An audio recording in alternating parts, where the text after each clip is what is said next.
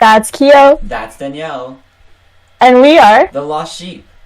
that. Um, Oh, the overwhelming, never-ending, reckless love of God. Oh, it chases me down, fights till I'm found, leaves the 99. In the name of the Father, and the Son, and the Holy Spirit. Amen. Dear God, thank you for guiding us through another school year. Thank you for blessing us every single day. Thank you for watching over us as our school year comes to an end. I know that Kyo and many others are graduating this year, so God, please continue to guide and watch over them as they move into university. And please watch over anybody else who's going into either high school or any other grade, especially in need, because now I'm graduating and others my age. God, please continue to watch over everybody else in the world and continue to bless us every day with your grace. In your name we pray. Our Father, who art in heaven, hallowed be thy name. Thy kingdom come, thy will be done on earth as it is in heaven. Give us this day our daily bread, and forgive us our trespasses, as we forgive those who trespass against us. And lead us not into temptation, but deliver us from evil. Amen. In the name of the Father, and the Son, and the Holy Spirit. Amen. okay, so I'm doing it this time. You always say the hey, welcome everyone. Okay, I'm going to do it. So hello, Fine. welcome to the Lost Sheep. Today, no, this is not good. I'm very bad. You should just be the one. Okay. Welcome to our regular scheduled programming. Totally regularly scheduled. Totally regular. This is not the day before it's supposed to release. Oh, yeah. Totally not recording this on a Thursday. What? Anyway, sorry, friends. We were a little behind on schedule because we were wrapping up school stuff. Yeah, okay. I mean, I don't know about you, but I finished school on Monday. You finished school on Monday, like this Monday? Yeah, I'm done school. Oh, I yeah, finished school I'm on done Friday, school. like last Friday, because that's when the grade 12 marks went in. So this week I've been coasting. Like I could skip all my classes and it would be fine, but I haven't been because I feel like the teachers are struggling as much as we are, and I think just having one extra person, one extra face in the class helps. I get it. Anyways. So Today, the topic we'd like to address is something what I don't know. It's very dear to my heart specifically because, I see this is something that, I feel like the church doesn't address it as much, and I feel like, and then there have been attempts to address this type of topic, at specifically St. Joe's. They do it, but what we're talking about is specifically being the differences between being a Catholic boy versus a Catholic girl. And I think immediately disclaimer is, once again, this is our opinions, our opinions, our feelings, and our experiences, and that's not universal, right? We are not the poster Catholic children. Yeah, being the difference between being a Catholic boy, Catholic girl. And we'll see how this goes. Perhaps we'll kill each other at the end. I don't know. Who knows? I can sense a heated. There might be a debate. There might be. We'll see. We'll see where this episode leads us, friends. Okay, so to start off, I want to ask, what is something you think you could have done in the church if you were a boy that you were unable to because you were a girl?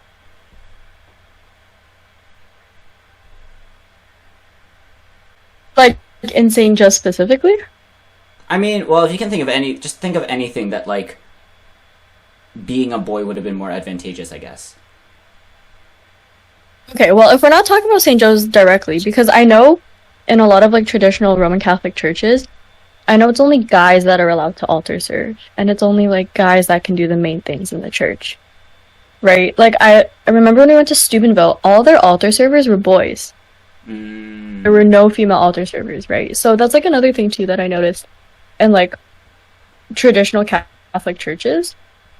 It's always, especially the religion in general, it's mainly guys who take on that role.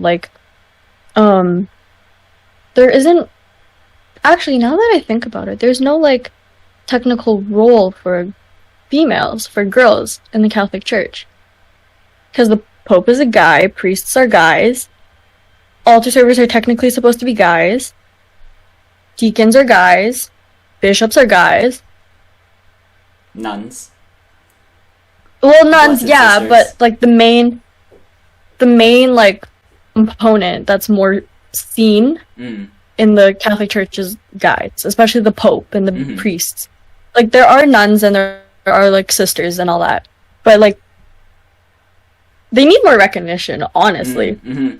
But I know we have like the Daughters of St. Peter's and Paul coming to Joe's every now and then. I think they came like once, but anyways, yeah, something I noticed. If I was a guy in the Catholic Church, I could do so many more things. Like what? Like What I could become a specifically? priest. Okay, yeah. I could become a priest. You never know. I could become the next pope. I could become a bishop, a deacon, right? Mhm. But because I'm a girl, I'm like confined to either spiritual life, becoming a sister, or altar server. Even though I'm technically not supposed to be an altar server. But hey, churches are gender inclusive, so I will Yeah, say on the fun. altar server thing is that historically it has been only boys, and it's maybe within the past 30, 40 years that would. No, not 30, 40 years. Maybe like 30 years that it's changed to both guys and girls. I will say that, like, for our church specifically, all the head altar servers have basically all been girls. I can't think of like a head like the overall head altar server person. I can't imagine one being a guy right now. Like, I can't think of any. yeah, that like if I was a guy in the Catholic Church, I could have done so much more than just being an altar server. Like no complaints, I love being an altar server. I could have become a pope. The Pope, for all I know. Like heck, like Pope John Paul III. Coming my role. I'm playing. But you never know. Like if I was a guy and like I was involved with the Catholic Church, dedicated, could have become a bishop, a deacon, a priest. But yeah. What would you do if you were a girl in the Catholic Church? Not much, that's for sure. I think yes, your answer is very true, and like that's been our one of the most staunchest arguments against the church have always been this, like, because there are Christian denominations that allow for girls to be priests. I've attended services at other churches just because I'm there, whatever, and like they have like female priests, and I won't try to explain it. If you really want to find out why this is the case with the Catholic, if you're Catholic, ask your priest. If you're not Catholic, then ask someone to ask your priest, because I don't think I know all the answers in that case. I think I have like hints of it, but I'm not going to accidentally overstep. For the question though, I think that if I think something that is just natural. Maybe this is not just a church thing, but I think naturally, like comparing me to you, you're definitely a lot more social than I am, and that's probably because like part of it is your personality, and that's just how you are, right? But like I can't help but feel like there's a part of it that because I'm a boy, I don't feel comfortable like talking about things I'm interested in, sort of thing. Like it's this whole, what's it called? Toxic masculinity. Toxic masculinity. That thing, Oh. right? I hate that. Where okay? do I start? with It's that? Yeah. terrible. And it's like, so like, for example, a good example would be like passion play practices. Passion play practices, I don't talk to people. I don't know if you noticed that. Back when I was acting, I actively avoided talking to people. Why? Because I wanted to make sure that I was like as good as possible. I don't know why. I don't know if that's just me or if that's just a boy, like that's because I'm a boy, but like if I was being yelled at, I would hate that. So I would not talk. I would not create problems. I would sit, I would watch the show as they're acting, and if I'm called upon, then I would stand up and do stuff. And like it's never been more apparent to me than when I was an apostle. Because when I was an apostle, like no one really talked. I mean, if you did talk, it's because you guys were like the apostles were friends in school. I think that's a key thing too about my experiences. I don't live close to the church. I don't have friends.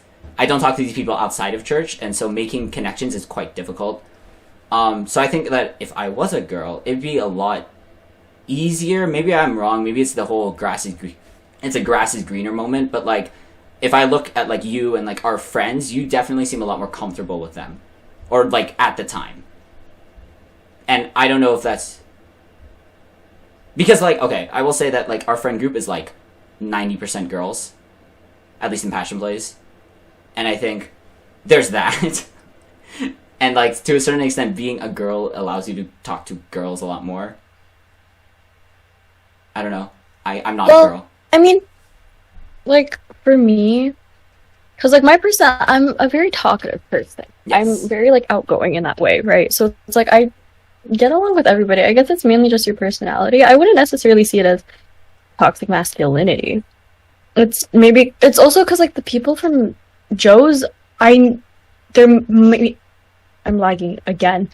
My brain is lagging. It's mainly because the people I know from Joe's, I either knew from Convo or I went to elementary school with them, right? But because you live so far from the church, you didn't go to elementary school with any of them, right?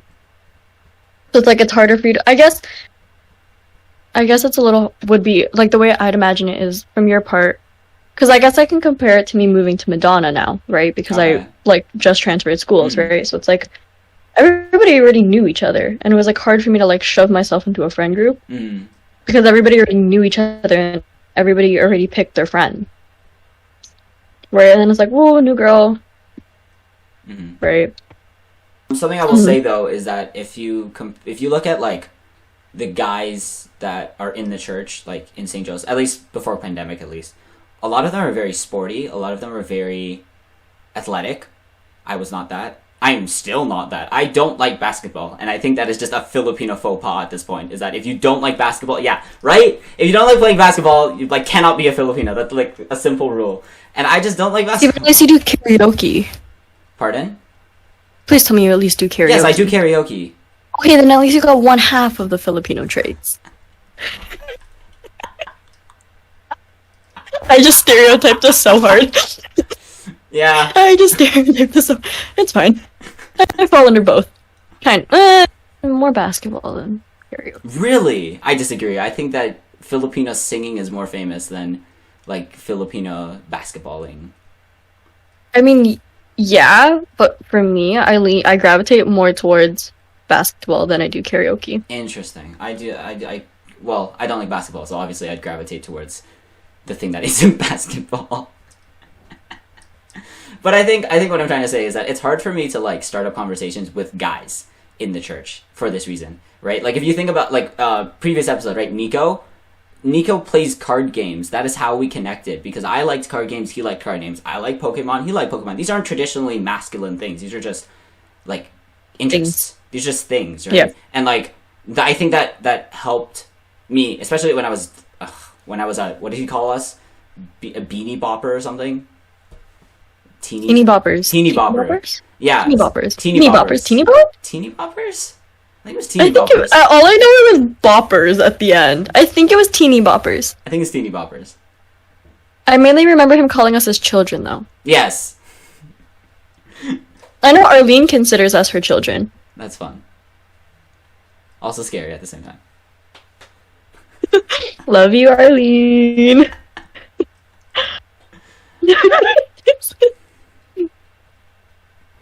Cause like, are you good? I can't. Okay, continue. So, I mean, so like, keep in mind the group I'm talking about. I don't want to call anyone out specifically, but like, I think you can. I'm not the ones older than us. Yeah, like that group. Yeah, I know who. So I know who you're talking about. They're all like very sporty, athletic. Like I think the only thing that I could have talked to them about was anime, and I was like on the fence of anime. Like I didn't really like anime. I just knew about it. You don't even like anime now, so like I know about it. I know enough to fake that I like it. Okay, I can fake that I like anime. You just offended so many weebs, including me. I feel like I feel like I am knowledgeable enough that I can manage a conversation, and if you didn't know me, you'd probably be like, oh yeah, this guy like sort of watches anime, which I don't. I absolutely don't watch any anime. See, like I could have gone off and like AOT, Hunter x Hunter, Come and Got Kill. Like, I remember, oh my gosh, my anime phase started 2017, summer of 2017 to 2018, when I first started doing summer camp. because of Anne. Yeah, Miss Girl got me into anime. But I mean, no complaints. But anyways, I mean, I feel like because they're more like the guys that we're both thinking of are more street smart than book smart. You're very book smart. Mm-hmm. And you're very much a Bible nerd and very much in tune with his religion. I feel like those guys, like, yes, they are in tune with their... This is the way I see it. It's like, yes, they are in tune with their religion, but with their personality and the way, like, I see them portray themselves, it's hard for me to register that, like, they're actually, like, in tune with their faith, but not, like, openly, like, in tune, if that makes sense. Because it's like So you're it's more of a knowledge. It's more of closed like off, a like, thinking thing rather than a feeling thing, or at least that's what you see. No, like, the way I see it with them is, like, yeah, they're obviously connected with their faith because they're going to Steubenville and they're helping around the church and they're doing passion play and all that, right? But it's like with them, because I've seen so many other guys like them, like, if you look at their personality, if you take out the religious component of them and you look at their personality, I've seen so many guys like that in my old school that it's like, it's hard for me to imagine that they're actually in tune with their faith. It's more like, not to be like rude or offensive to anybody, but it's more like an in-church, I show my religion type thing. Okay. It's like, I think Father Mario brought this up before, of like not being ashamed of your faith.